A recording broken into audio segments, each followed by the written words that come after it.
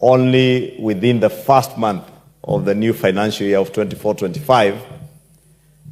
And as is now clear, this was largely occasioned by the rejection of the Finance Bill of 2024. Mr. Speaker, this is to say that for every action there is a reaction, and for every choice there is a consequence.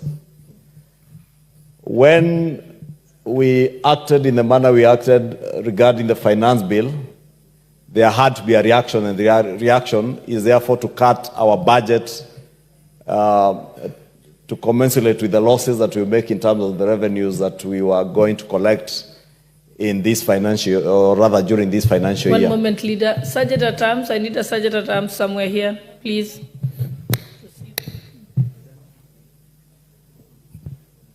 Thank you, Honorable Speaker. I was saying, Honorable Speaker, and also because we made a choice, we have to live with the consequences.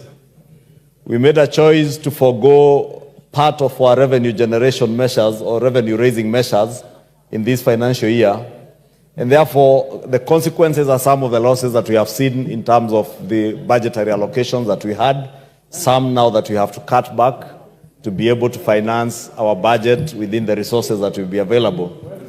And also, Honorable Speaker, with the court judgment by the Court of Appeal today, nullifying the Finance Act of 2023, that tells you, Honorable Speaker, that it is also likely that we will be here again for further cuts. Because, Honorable Speaker, the government of Kenya has no other way of generating revenue other than through taxation. And indeed, there is a parlance in the United States where they say that there is no taxation, no representation without taxation, or no taxation without representation, like in the state of Washington, D.C. Honorable Speaker, the reverse is also true. There can never be representation without taxation. And that is a fact of life that we have to live with. It's shocking, Honorable Speaker, and I'm not here to dissect the ruling of the Court of Appeal today, the three honorable judges. But, Honorable Speaker, what the courts are telling us today is also an affront not just on our democracy, but our constitutional order in this country under the 2010 Constitution. The courts today are telling us, through their judgment today, that for every amendment, including the amendments that we have just passed on the appropriations bill, they must go through public participation. The courts are telling us that amendments that emanate from the public participation process must then be taken back to the people for a second round of public participation.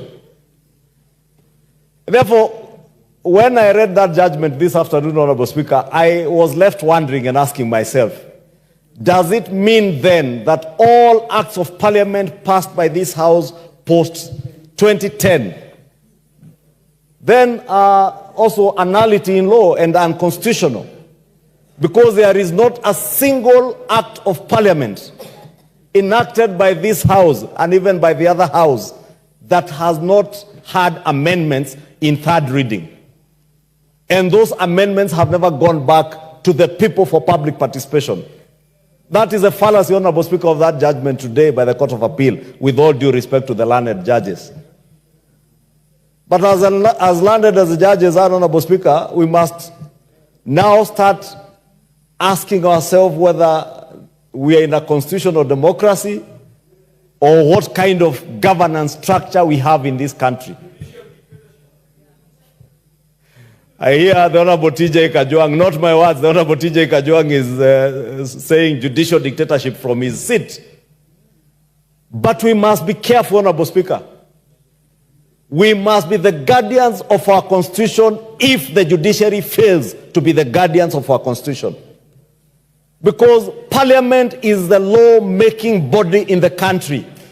If the judiciary desires to be the lawmakers, They have the option of resigning from the judicial seats and come and run for parliamentary seats and come make laws in this house. But we cannot have a situation where the judiciary now wants to make laws from the bench. It has never happened anywhere in the world, in any democracy, Honorable Speaker. I saw last week in the United States, President Joe Biden outgoing in the United States, having similar problems with their Supreme Court.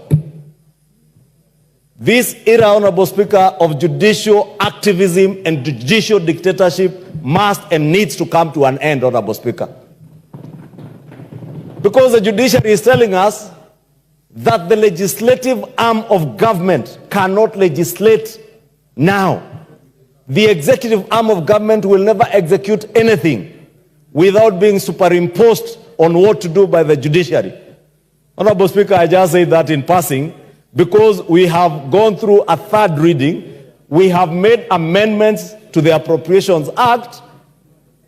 I'm here wondering whether another judge now will tell me or tell this House that we must go to the public for public participation. And these judges must understand that most of the amendments that come in through the Committee of the Whole are usually as a consequence of public participation.